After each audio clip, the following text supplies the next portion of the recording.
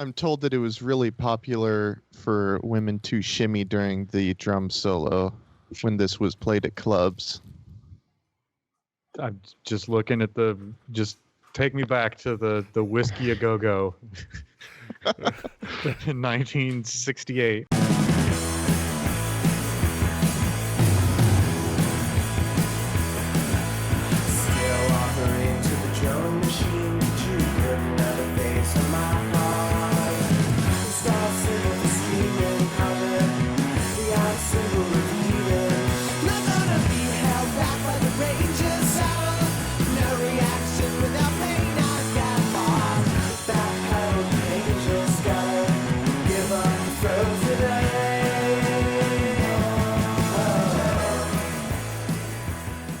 Buenos nachos, amigos, and welcome to Record Breakers, a podcast about music where a group of friends gather together to share music with each other, an album at a time. It's like a little book club for music.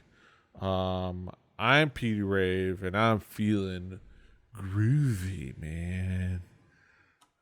I feel like that's gonna be I'm gonna keep saying those jokes every album that Matt brings, and they will always be funny. Always. I'll have to keep bringing more like it. Here with me is my crew, my team, my squad, my hep cats. I don't even think that's even right for the era. No. We've got David. Coming to you live from the Doritos Influencer Zone. Yes. We've got Matt. Oh, yeah, happy. Yeah. And we've got Brett. So, like, I'm writing this trippy organ solo, and I've also been listening to a lot of Christmas music. What if I just combine the two? Yeah. Thanks for watching, everybody. That about sums it up. Good job, Petey. Take it home. Yes. We're here to talk about music. We're here to talk about an album, and the provider of the album this week is none other than Matt. Matt, what have you brought for us this week? I have brought they're a little band from San Diego and called Iron Butterfly, and their somewhat well-known album In-A-Gadda-Da-Vida. Mm-hmm. I would say it's well known. Yes. Yeah. Pretty well done. At least the track is. I mean, it's quadruple platinum album as of like 90 something. So That's fair. Holy crap. it was also the biggest selling item in Atlantic Records catalog for many years. So said that Wikipedia page, which I will be bringing up that Wikipedia page so much. It is a unique Wikipedia page. Hey, I cannot wait. let's just say Morning Musume, eat your heart out. Mind blown. Oh, boy. Mind blown. I skimmed it. The There's tables, charts the on tables charts and on charts. It's Oh, man. it is boy. fucking. I don't man. know who lot. double checked this, It's but a yes. Yes. They've had 5 decades worth of time. Yes. And membership formations. With people such as Luke. Yeah. Sorry. Some dude named Luke. All right, let's talk about expectations.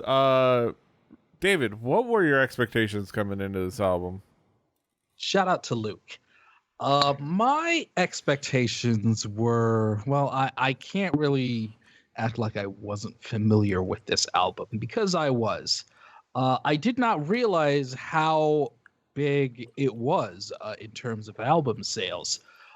At the time of its release, it was an absolute absurd amount of money.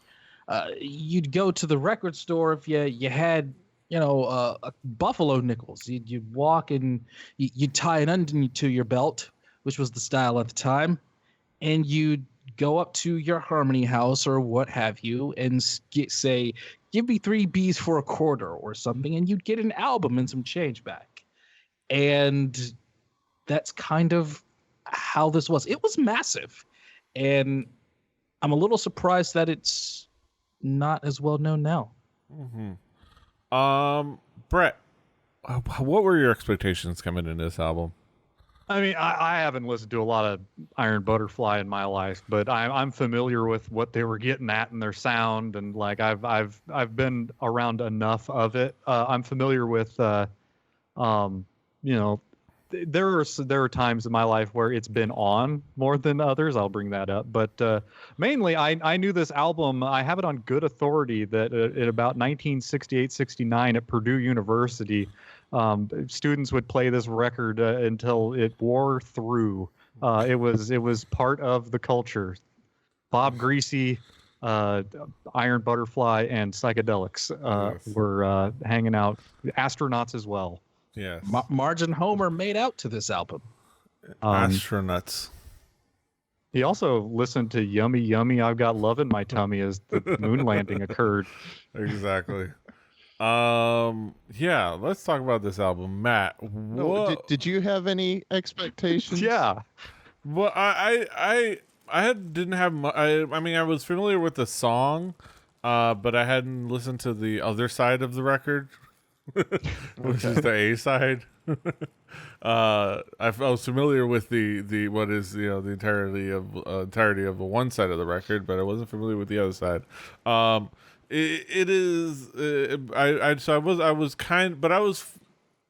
was expecting what I was probably going to be something a little bit cleaner version of what we experienced with other records from this time, from what Matt has brought. Not as weird as say Vanilla Fudge, but not much is as weird as Vanilla Fudge. So I had some expectations, but I hadn't listened to the album myself, at least not the entirety of it. But yeah, Matt, how would you describe this album musically? So I was actually gonna bring this album last time, but it turns out that Vanilla Fudge came out in '67 and this came out in '68. So I figured I would bring them chronologically. It's kind of this weird mix of psychedelic music mixed with kind of at times vapid teeny bopper lyrics. The lyrics in a lot of these songs are just not great. But it's also interesting to me because in my mind, parts of this is almost kind of proto heavy metal. Like you can hear glimpses of it. Yeah. Now you can almost taste Deep Purple, like Yeah. almost happening. I And even there's wrote in my notes that this wasn't quite as dark and punchy as Black Sabbath, but it was kind of in that direction. Yeah. It had a whole lot more organ than Black And Sabbath. The but the vocals But are not in- actually Not as much harmonica. correct. the vocals are also you can tell there's some amount of training behind it. Like there's good support. There's good diaphragm Voice control. vocal control. Yeah. Ooh. I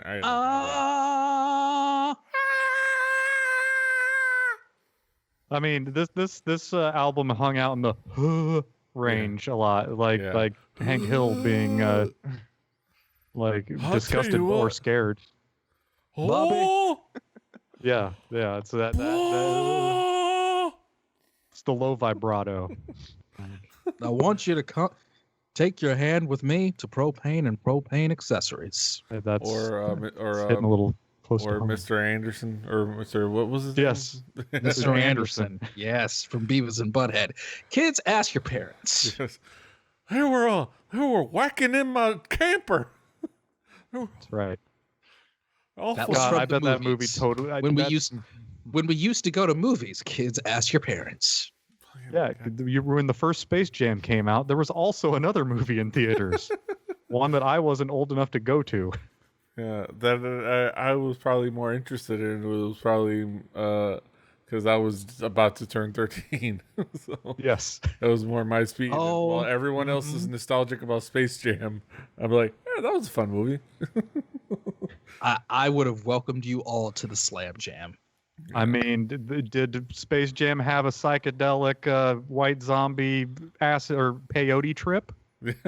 No, but Oh. it did have some pretty classic Looney Tunes limb stretching and wiggliness. So Yeah. this got to count for something. I mean, it does. Yeah, it does. I mean, I'll welcome myself into the jam. Yeah.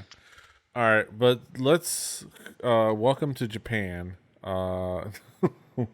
Let's go to you guys. David, how would you describe this album musically? What would be the themes and elements that stood out to you?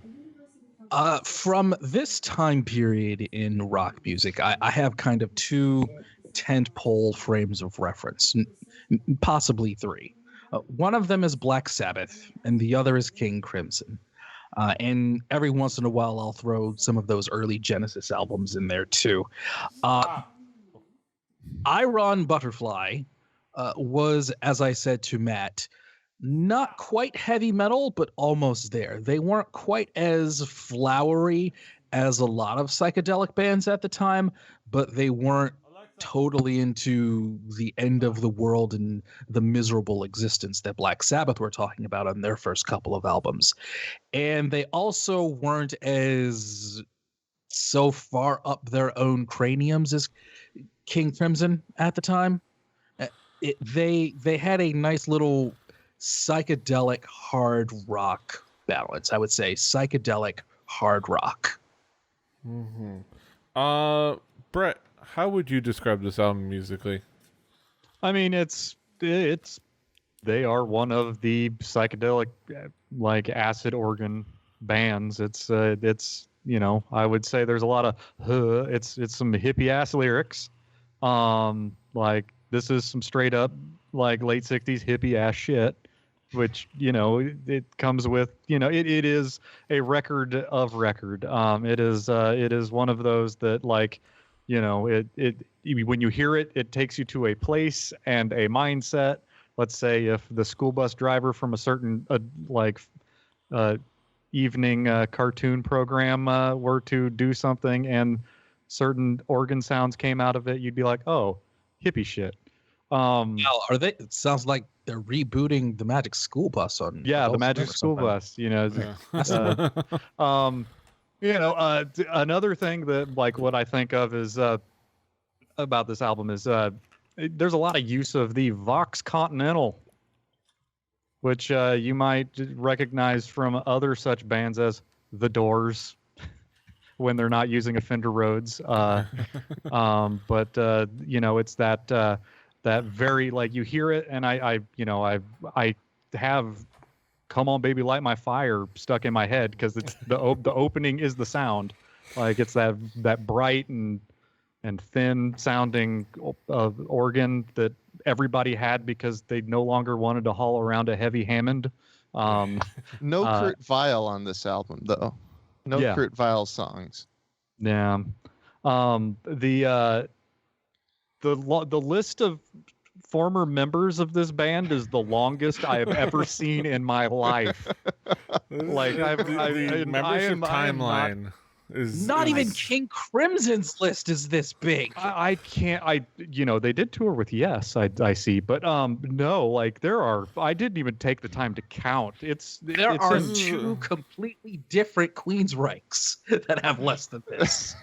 I mean, and this is like meticulous note. Somebody has like, if you can't write your own Wikipedia page, I don't know who knows this stuff. This is amazing Wikipedia entry. Like, so we've had albums where there isn't shit to know about anything.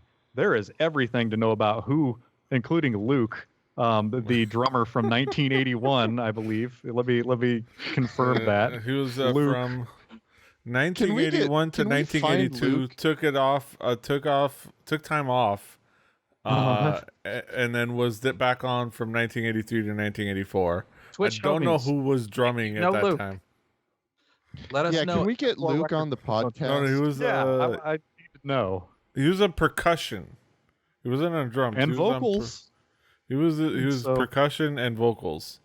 So I guess tambourine man. I don't know. He could be doing some hand percussion. Maybe Or he's getting like the Morocco tambourines. style.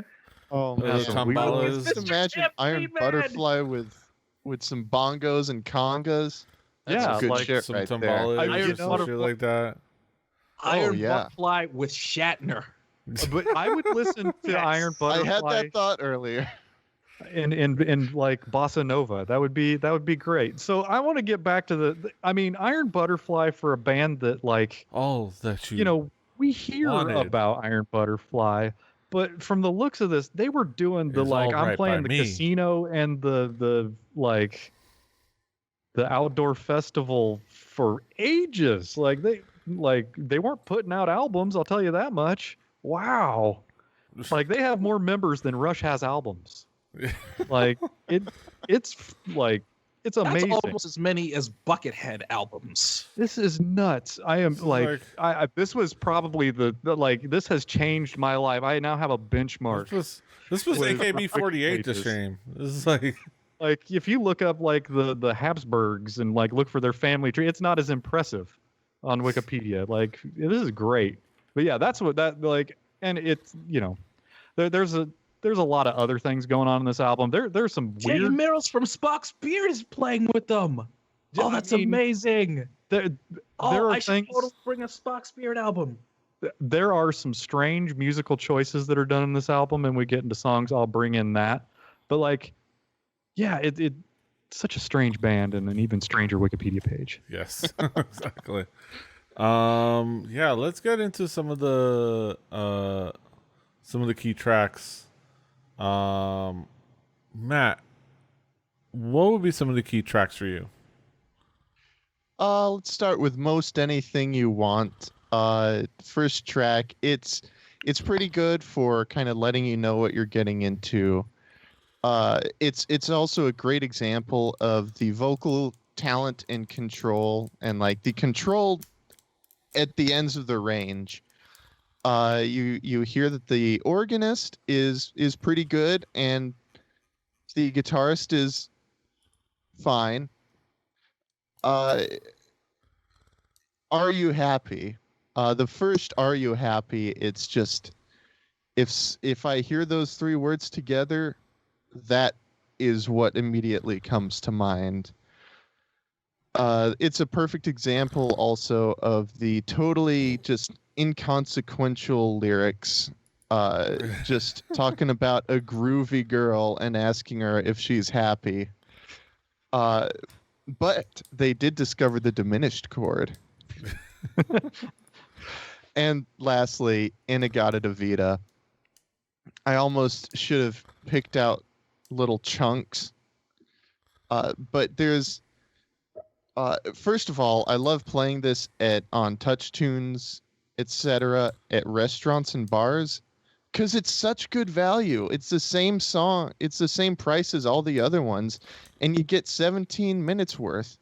My notes have Touch Tunes in it as well. Oh my god! But for different reasons.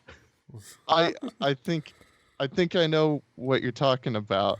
I'm excited to hear. There's a pick sliding against the strings at exactly 11 minutes that the very first time I listened to this album, I was in bed with headphones. I was at that point where I'm, like, In a halfway cold sweat. asleep. I'm halfway asleep, and then I hear that pick against the strings, and I must have jumped 3 feet in the air. I flipped out. It's loud in the mix. It is really loud in the mix, and it scared the hell out of me. And so that's one of my favorite points, is, like, listening. All right, here it comes. Here it comes. Here it comes. Yeah, there it is. There's that squeak. Yes. There's that scrape. Like that Tom Morello. Yeah.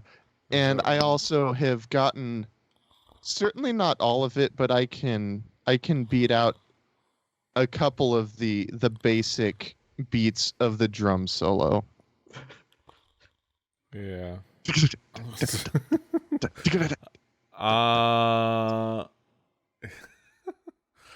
David, what would be some of the key tracks for you?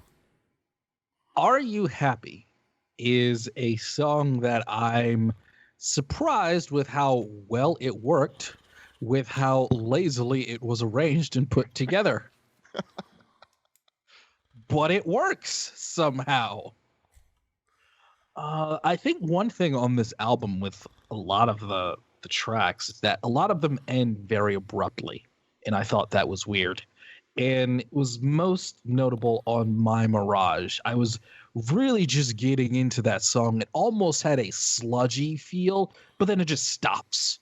Like it almost feels like maybe they're tapping a little bit on Black Sabbath's door, but then it just stops. And that was mildly disappointing because I was really getting into that. And I think we're all going to mention the title track. I've made about 3 different Simpsons references already. And it's, as someone who enjoys artists that are not afraid to make long songs for the sake of extended play or extending compositions beyond the normal realms of rationality, I can really appreciate every moment in this. Mm-hmm. I'll just make sure not to listen in bed. Yes. Almost asleep. Yes. Brett, what would be some of the key tracks for you? Well, what if you're dreaming while awake? You put a little piece of paper with Jerry Garcia's face on your tongue, and then like you wait a little while. Yeah. So most anything you want. Bold choice of notes to open an album on. Like you definitely. It's like I need to hold that up to a telephone and see if I get like into like a secret menu or something. Like it's some Captain Crunch shit. But like you definitely know what Is you're that listening the to. brown note? The brown note's a different thing. And the brown sound is a different thing too. But My Mirage. So you know what I was alluding to by putting a piece of blotter paper onto your tongue, and I think that song's about taking LSD. I've just called a hunch. And I don't know if it was My Mirage, but there was like one of the middle tracks that like went full on church organ. Like it was like, okay, we're not in like we're not in hippie land. We're in the congregation. And every now and then, but In-A-Gadda-Da-Vida, the song of the album, it's definitely like doubling down on jamming without words for most of it, which I'm cool with. I'm a proponent of rock and roll organ. I think it's cool. Who needs a bass player? Get an organ, play the bars, and do it really fast. But you won't be doing that on a Continental. But this song, it's the solo to it going that long. Yeah, it's a trippy album. Yeah, I've brought albums where the one side of the platter is a track, and also I have put the same economics math in touch tunes, where you're like, well, if I'm gonna have to search for a song, I might as well make it so that I don't have to listen to Nickelback even longer. Yeah. Though I found that In-A-Gadda-Da-Vida, that was the choice that my buddy was doing probably about 15 years ago. And we found that the bar would get the hint with In-A-Gadda-Da-Vida. So our tactic changed to Rush's 2112 because it sounds like 6 different songs. Yeah. Not a The bar has a remote. like, you find out. yeah. Yeah. Like, next. But it is a long ass song, and it's that's cool. Like they put that on the album. I'm just, why did they like? Was there? I wonder how many takes were there in this song. What was left on the cutting room floor? And God, what were the songs alternate that takes. I'd really be interested in hearing what was what left on the songs floor. would have gone in the place of it? Like, Yeah. if Did they had have tightened it up. songs? Yeah, what would Rick Rubin say if he cut that crap up and picked something off the floor? Like, what happens to this album? Yeah. But yeah, That like would be fun. it's man, there's some weird stuff going on. It's very much like I can hear, I feel a lot of the Doors in it, and like the tone is so similar. There's a lot of that the like spring reverb is like the hot thing like in these albums, and there's a whole lot of reverb being used.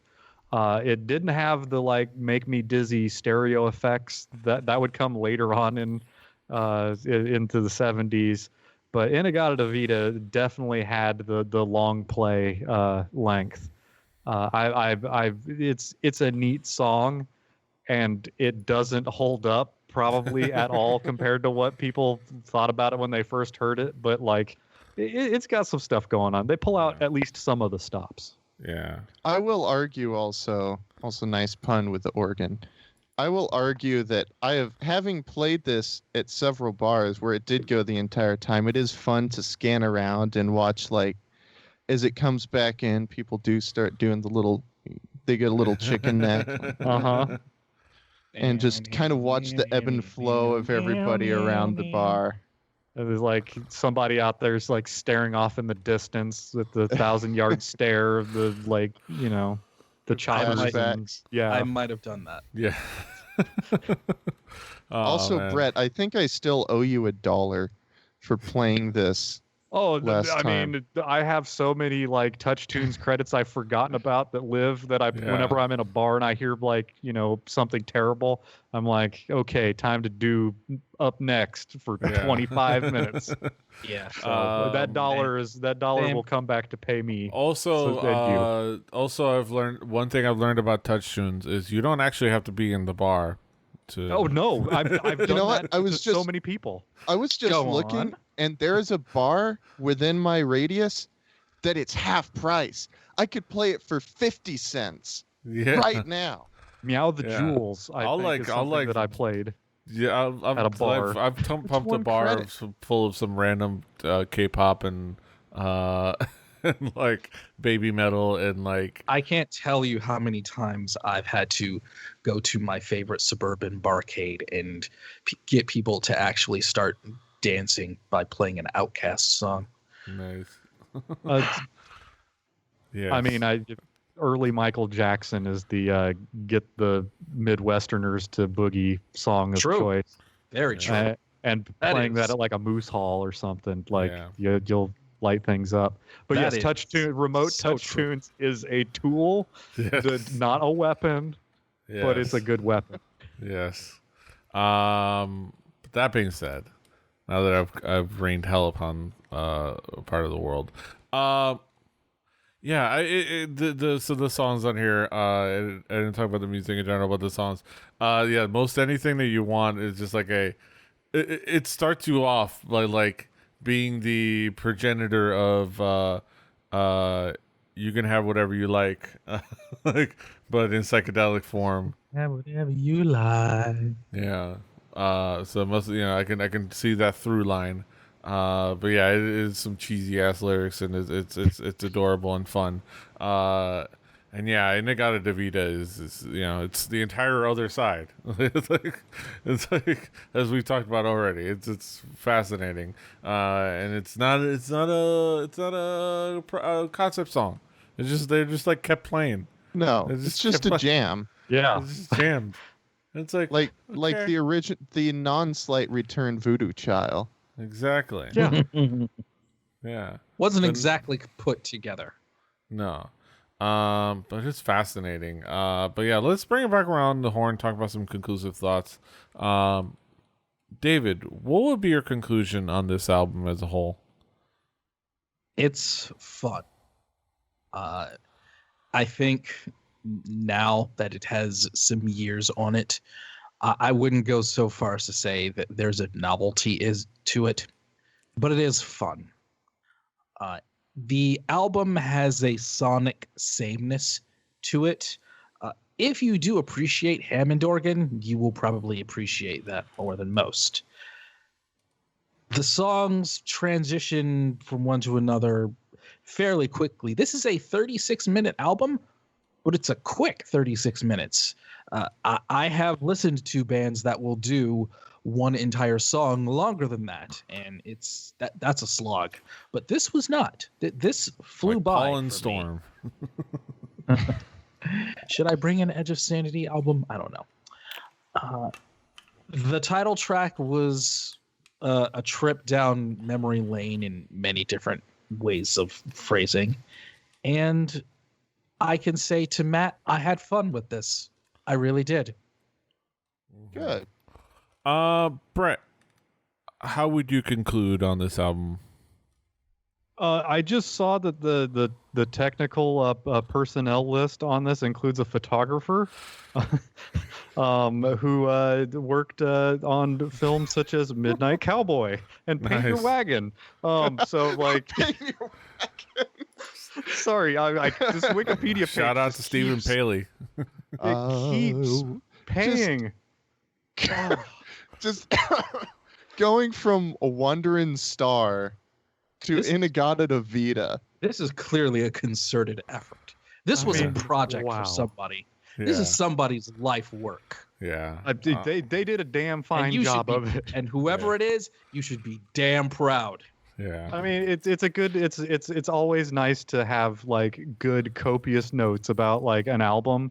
So like this album is something that is important. Like there are probably an entire generation of people from that time that were touched by this album with trippy memories of being in the late 60s.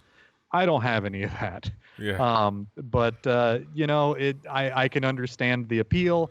It's not exactly my brand of rock or organ rock, but I don't imagine that things would be the same if it weren't for bands like this, because the organ rock that I prefer came after this. Yeah. So it all points us forward to the synthesizer future, it's neat. They don't make them like this anymore. Yeah. This is definitely a fun record to listen to. It was neat. It was a nice little like look back at a certain time and era and a certain group. And musically it's well made, but yeah, it is a little bit vapid and a little bit like very pop, honestly. If anything, it's pop. Like it's psychedelic pop, but it's pop music, and that's fine. I like pop music. We all know that I like pop music. And I've as long heard as that you have- about you. This was rock. It was like when Spinal Tap did Cups rock and can be Cakes. pop. Yeah. Rock can be pop. Certainly, It's it just certainly can. it's just And it's, rock it's, can pop. Yeah. Pop can rock. Just like you can use wrestling, martial arts, and a lot of things in pro wrestling, and it's still pro wrestling. Yeah, That's right. Yeah. Also, I forgot to say it in the this musically, but I guess it doesn't fit it in musically. This is a prime example of what I brought up, bringing into a couple of girl groups in K-pop on Harajuku. I think one in particular, actually. Honestly, I don't lay one, but this is the musical equivalent of the Theseus's ship paradox, which I don't know if you know the Yes. Theseus's ship paradox. This is if you methodically replace and upgrade a ship piece by piece, and I imagine a big wooden ship where you make the planks, you do piece by piece in each part in the steering wheel. At one point, does it stop becoming the same ship? Yeah. That is The old Theseus. teleporter problem. Yeah. To be fair, the band does still have the same drummer as on this album. He's the only surviving. He's not even the original member, though. Yeah. So But it's like, but he is the drummer for this album, which I think makes him the official. they replaced the steering original. wheel early, and then that's the Yeah. steering wheel they use the entire time, and that's their And it's The kept constant. it going. Lochnar, you pass it along. You now have been blessed with the iron The mantle. butterfly. Yeah. The mantle you of now iron get to butterfly. be it. Yeah. It's a curse. It's a mantle. It's fantastic. Shout out to Ron Bushy. We're gonna find you, Luke. Yeah, I mean, Luke. No, we're not talking about I Uncle will- Luke, because Uncle Luke I can go find. I can just go over to Liberty City, Pork and Beans District, and just find Uncle Luke for us. But I don't think that's Luke we're talking about here. I mean, it could be, but Does we he don't play know. percussion? I mean, he drops some sick beats. Well, some Is fun, is silly beats. is Uncle Luke related to Peepo? Well, Uncle Luke is black, so Probably not. He's probably not related to Peepo. Uncle Luke Skywalker. Luke Skywalker, he of the mastermind behind Two Live Crew, who had to change his name to Skywalker. It was Skywalker with 2 Y's. Yeah. But then he got So sued. wait, Something like you actually do know one of them? No, I could probably They're his met neighbors. him. I could probably meet him, but it's far away. I'd have to go to Liberty City, like I said. Well, I don't know if he still lives in Liberty City, but Wait, so that wasn't just a name they made up in Grand Theft Auto? they probably did make it up, not realizing that it was the name for a real place, considering they picked it was for New York / Chicago. But I'm like Liberty City. That's not Liberty City. Liberty City's over there. It's right next. It's right nearby. It's one of our. I would say if you're unaware, it's one of our predominantly African American neighborhoods. Them, Opelika, and Overtown. Oh, is Opelika black? I don't know. I mean, who knows anymore? But yeah, but Overtown and Liberty City. They have the Pork and Beans district, which is one of the. I am projects there. totally here for the socioeconomic demographics of South Florida and the possible gentrification of Miami. We I'm have here at for least 3 forms of black people here. it. You do. Yes, you do. You absolutely do. We got I black totally folk. get that. We got black folk. We got Haitians. We got Latin black folk. The Dominicans. We got Dominicans and Venezuelans. I would say you see some black Venezuelans and black Cubans. I think I would say Yes. black Cuban folk. Basically, hey, when the Spaniards came over and conquered land, they needed free labor too. Do you have any any good Dutch migrants, like a Dutch neighborhood from that way you can get the entire European fusion cuisine? Like, I'm sure at some point. I mean, this city was founded by white folk, like migrating south. That's white and folk. no, but not like white people coke. like black folks from like Curacao or speaking their Dutch. It's like, probably 'Cause French Guiana. yeah, because that'd be it's like got to collect all of the islanders. Yes. That being said, back to these group of white men playing psychedelic music. Those are our thoughts. Now, Matt. Hey, I didn't give my conclusion. Well, I was going Yes. to you, Matt. Okay. What would be your conclusion at the end of the day? Oh, I don't have one. No, it's a fun album. I had that written down before David said it, but yeah, it's a fun album. It's not the best album, but it's entertaining to listen to on multiple different levels. One is just kind of hearing it is kind of a historical context device. I'm trying to figure out what Brett's doing. I don't know. When on different levels, like when you're regular and then when you're high, perhaps. High, yeah, no, definitely. Now I've pretty much come to. Yeah, no, I mean, I enjoy showing it off to people just to kind of expand other folks' horizons, and I think there's something to get out of it, no matter who you are.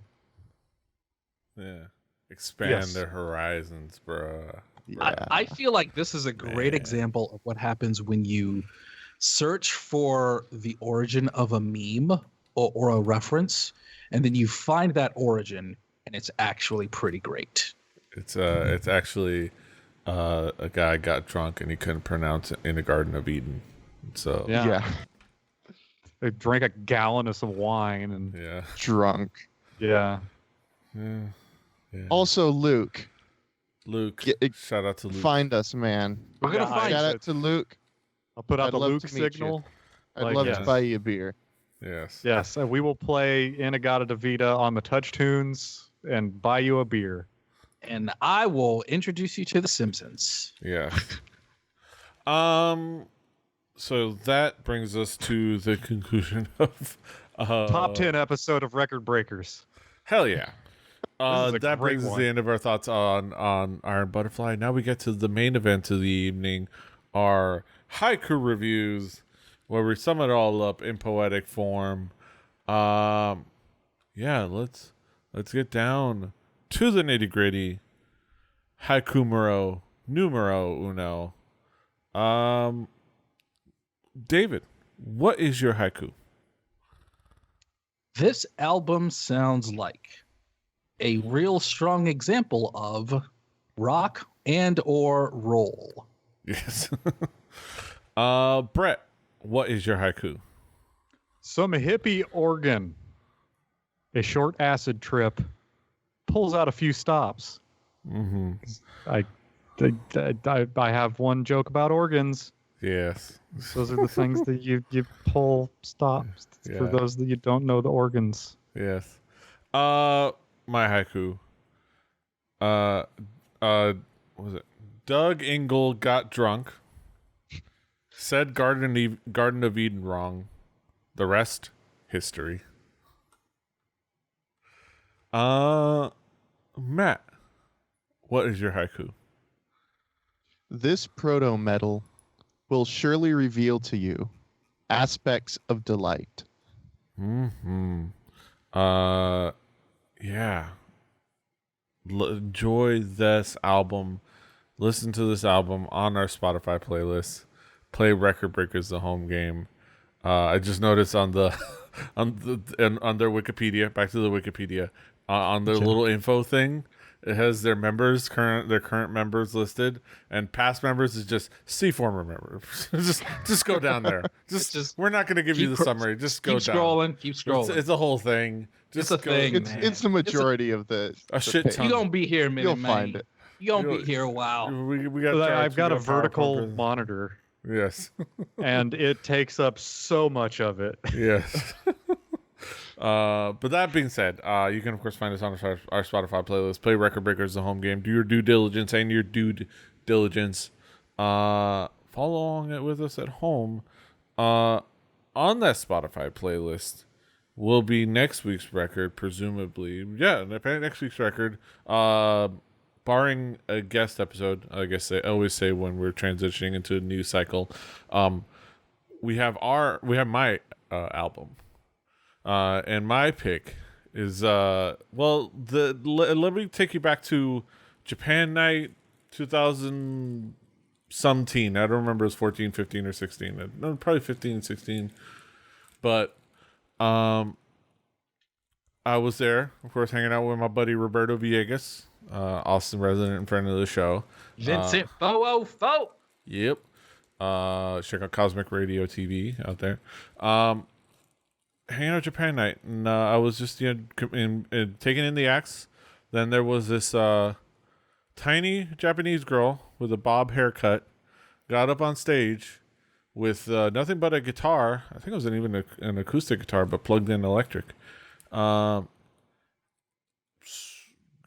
walked up to the mic, put the guitar in front of her, and proceeded to blow the minds of everybody in the Elysium that night. We're gonna talk about not an album from that era, but an album of hers, Ray, just spelled R-E-I, Ray, and her album Ray, R-E-I. Some bluesy guitar rock. So look forward to that. Ray. Fantastic guitar work. But yeah, look forward to that next week. But that'll be next week, and this is this week. And you can of course find us all over the internet. David is at Call Me DJM. Matt is at Murdic W. Brett is at Hey Beauty Bird, HIBBITY BIBBARD. I'm at PD Rave. The The show's at 4 Record Breakers. That's the number 4 Record Breakers. RecordBreakersPodcast.com, RecordBreakersPodcast@gmail.com, Rebelli.net for some other shows, Rebelli TV on YouTube and on Twitch, as we like to live stream these recordings, so you can come hang out with us and watch us live. Check out also our new look for everything. You'll find us by our really snazzy new logos and stuff, which I'm excited about. It's looking nice, looking a little bit more professional. So go check that out. Let us know what you think. If we hang out in person, I might even have stickers to hand you. Sweet ketchup and mustard. Mm-hmm. It's great. 2 great tastes. Yes, good look. We're making They're red not and yellow Cavs great colors. again. We're making That's red right. and yellow great again. And they're not Cavs colors. No. Far from it. If I was gonna make it anything, I was gonna make it heat colors, just red and black. But red and yellow works well, But yeah. If you find us on Apple Podcasts, Google Podcasts, Spotify, SoundCloud, everywhere you find podcasts, Stitcher, podcasts, all the things. Subscribe, like, share, do the things, hit the bell, slap the walrus, spank the monkey, do all the things. It's the ocelot. Until next time, hasta los huevos. Toodaloo.